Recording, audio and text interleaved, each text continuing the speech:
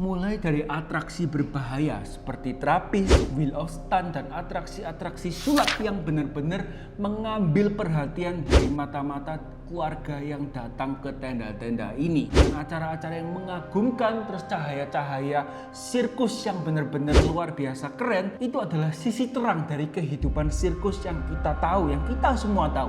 Tapi ternyata di balik itu semua ada sisi gelap dari dunia sirkus yang jarang terekspos. Apalagi mereka yang mencari nafkah di dalam tenda-tenda sirkus ini. Inilah sisi gelap sirkus dunia.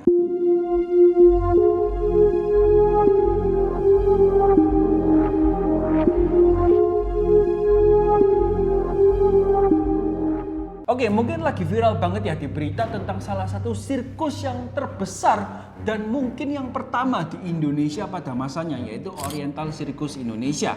Mulai dari cerita katanya disetrum pakai setruman gajah lah, disuruh makan gajah, diborgol, dirantai dengan rantai gajah, nggak boleh pulang, dipisahkan dengan anaknya, dipisahkan dengan orang tuanya. Banyak banget lah isu-isu yang kurang sedap yang lagi menerpa Oriental Circus Indonesia dan Taman Safari Indonesia. Tapi hari ini aku nggak bahas apa yang terjadi di sana karena aku mau membiarkan hukum Indonesia yang berlaku lah, yang maksudnya bakal menuntaskan dan menyelesaikan masalah mereka. Aku nggak berhak lah untuk membenarkan, menyalahkan terjadi nggak terjadi apapun itu di Oriental Circus Indonesia. Tapi aku mau kulik cerita-cerita yang sudah terbukti dari sirkus-sirkus dunia yang mengeksploitasi pekerja-pekerjanya di dalam tenda-tenda sirkus itu.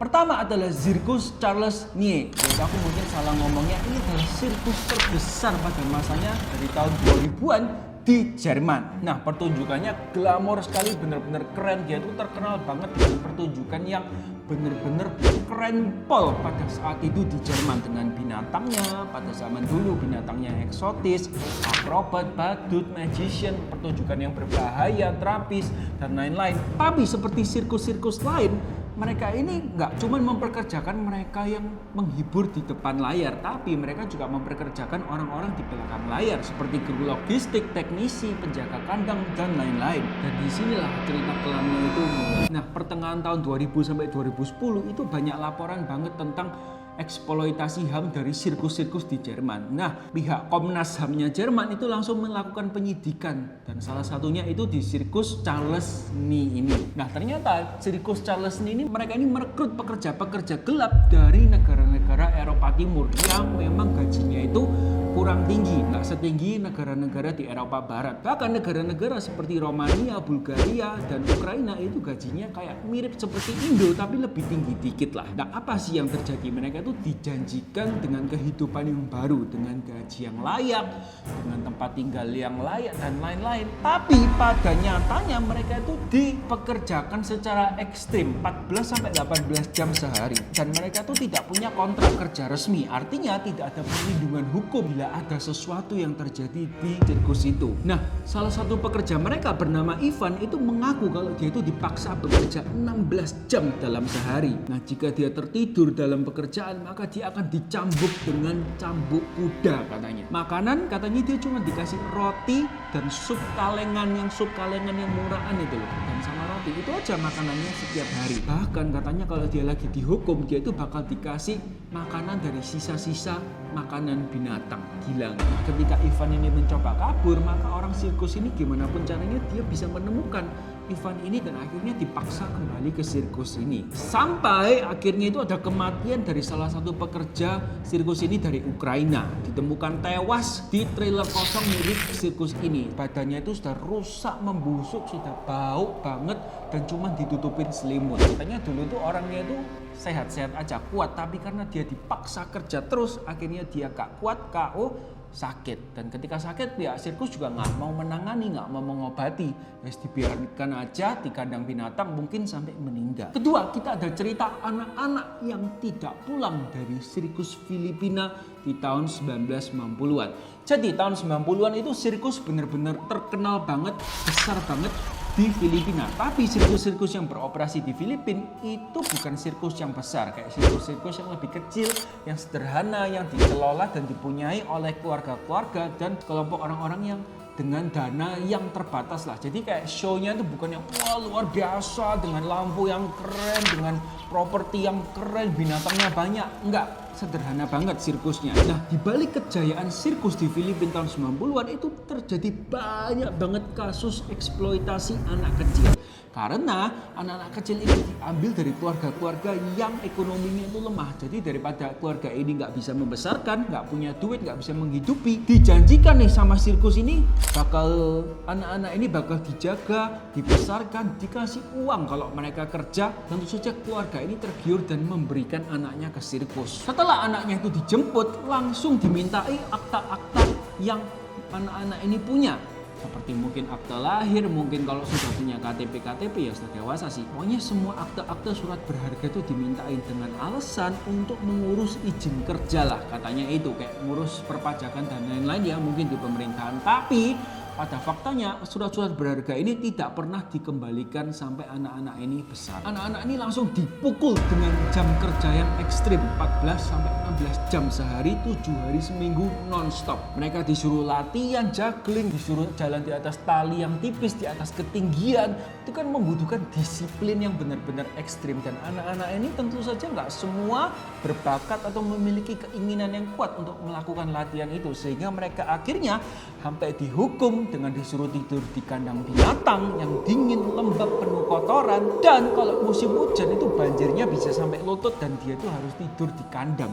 Bayangin, mereka juga dikasih makanan yang kurang layak seperti sayur rebus encer, nasi yang sudah basi, dan katanya makanan itu cuma sekali sehari aja. Sampai kasus Jomar anak umur 11 tahun. Suatu pagi di Oktober 1995, Jomar ini dipaksa latihan untuk naik di tali yang tinggi banget kan. Tapi karena dia itu kelelahan, capek dari hari sebelumnya bekerja keras, dia itu terjatuh. Karena nggak ada pengamannya, Jomar ini jatuh dari ketinggian 6 meter dan akhirnya patah tulang. Nggak langsung meninggal ya. Tapi dari pihak sirkus ini dia nggak mau tanggung jawab ya, karena ngirit ya kan supaya tetap untung, dia nggak mau tanggung jawab, diobati dengan orang-orang sirkus itu sendiri. Tapi pada akhirnya Jomar ini tidak terselamatkan dan meninggal. Akhirnya tubuhnya disimpan di salah satu kandang binatang sampai tubuhnya ini rusak. Dan menurut laporan, ribuan anak-anak kecil dari Filipina ini menjadi korban serupa seperti Jomar ini selama tahun 90-an saat masa-masa kejayaan sirkus di Filipina. Oke, ketika ada sirkus Madagaskar di Italia. Sirkus Madagaskar ini adalah sirkus yang terbesar ya di Italia pada masanya. Dan ini kejadiannya itu benar-benar recent atau baru-baru aja. Jadi di tahun 2024 sirkus Madagaskar ini asetnya semua dibekukan dan ditahan oleh polisi Italia. Kayak kereta-keretanya semuanya disita oleh polisi Italia dengan alasan polisi Italia itu menemukan pekerja-pekerja imigran gelap 4 orang dari India yang dipekerjakan secara gelap dan tidak manusiawi katanya. Kenapa kok orang-orang dari India ini mau ya? Karena orang-orang dari India ini perlu duit ya kan. Akhirnya dia dipaksa disuruh kerja dan disuruh melakukan pekerjaan yang menghina dan merendahkan martabat. Nah, sekali lagi pekerja-pekerja India ini tidak memiliki catatan atau dokumentasi resmi karena mereka gelap ya, mungkin mereka masuk Italia itu juga gelap, gak punya visa dan lain-lain, sehingga mereka mau lapor polisi juga susah. Kalau mereka lapor, mereka akan dideportasi pulang ke India dan mungkin juga bisa masuk penjara karena mereka pekerja gelap di Italia. Jadi pekerja-pekerja India ini disuruh hidup di satu karavan kecil yang isinya itu 10 orang dan toiletnya itu cuma 1 katanya. Nah, suatu hari salah satu dari mereka tuh lagi melakukan pembongkaran tenda sirkus. Nah, tenda sirkus kan tinggi banget ya. Nah, dibongkar, ketika mereka bongkar, salah satu dari orang India ini jatuh dari ketinggian 20 meter dan akhirnya meninggal di tempat. Hingga saat ini sirkus Madagaskar ini nggak berani memberikan keterangan apapun ke polisi atau ke media.